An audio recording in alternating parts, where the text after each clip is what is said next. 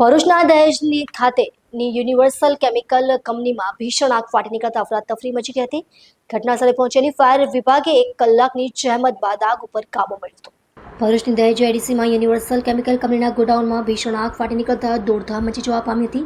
Fire ફાઇટરોએ 1 કલાકની જહેમત બાદ આગ ઉપર કાબુ મેળવ્યો હતો. ભરૂચની દહેજ એડીસી વિસ્તારમાં આવેલા યુનિવર્સલ કેમિકલ નામની એક કંપનીના ગોડાઉનમાં સવારે ભીષણ આગ લાગવાની ઘટના સામે આવી હતી. ગોડાઉનમાં સ્ટોર કરવામાં આવેલા પોટેશિયમ પરમેંગેનેટ પાવડર સાથે ઓક્સિજનનો સંપર્ક થતાં રાસાયણિક પ્રતિક્રિયા સર્જાઈ હોવાનું પ્રાથમિક અનુમાન છે.